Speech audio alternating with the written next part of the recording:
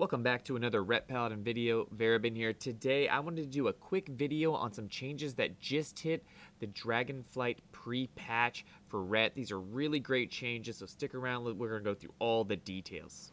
Alright, so the first fix was several I guess they're bug fixes to the coding and the behind the scenes stuff for Ret. So the first one is Art of War. It looks like it actually wasn't granting its full chance to reset Blade of Justice, so that's been fixed. That should result in more Art of War procs for Ret, which means more Blade of Justice, which means more spenders.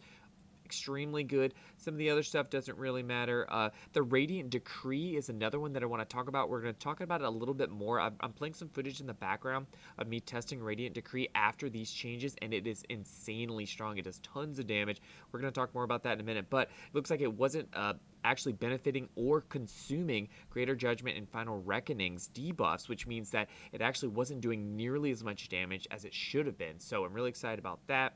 There's another bug fix to Divine Storm casting by Empyrean Legacy. We're probably not going to use that in PvP. In PvE, that's actually pretty good because it'll allow your Divine Storm, and you'll be able to use the Empyrean Legacy Divine Storm and then also benefiting it from Empyrean Power.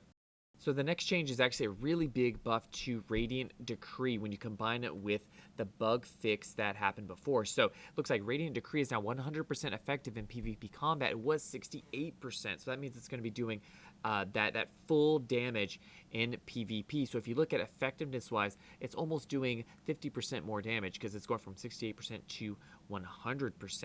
So that is pretty insane. And another small change here was that Divine Storm no longer deals 10% reduced damage in PvP combat. We're not going to use Divine Storm a whole lot in PvP, but we do use it a little bit from those Empyrean Power procs. All right, so as you can see in the footage below, Radiant Decree is one of those abilities that I don't know that if we were exactly planning to use this, because it has a 15-second cooldown, so you can use it more often probably than you can use Wake of Ashes, and it actually does a lot of damage. I think it does more damage than Wake of Ashes based on this new change, actually, at least in PvP.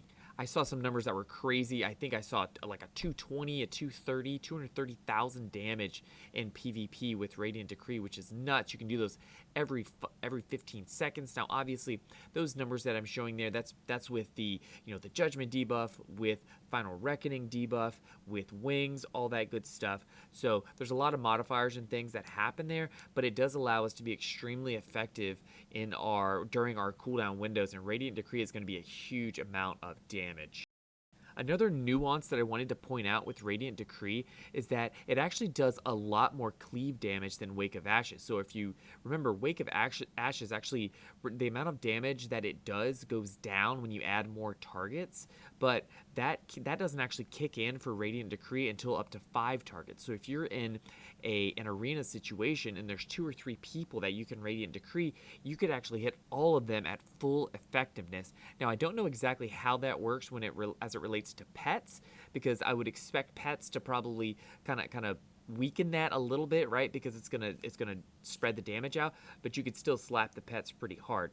The other thing I noticed is that the Radiant Decree cone is extremely big. It's almost like a semicircle. It's not like a cone. I always kind of assumed that it was like it kind of followed the that it followed the animation as far as like the Wake of Ashes animation, where it was maybe like a 30 or 45 degree cone, but it's actually more like a semicircle. It's almost like everybody in front of you takes the damage. So I don't know if that's going to be good or bad when it comes to Radiant Decree, as we just talked about, because the damage goes down a little bit when you go past 5 targets. But what's really cool was that what I was seeing on the training dummies was that whatever I was going to get on my main target, I actually got on the side targets as well. I wasn't even intending to hit them, and it does this crazy amount of cleave damage, and I think that's going to be extremely effective in PvP.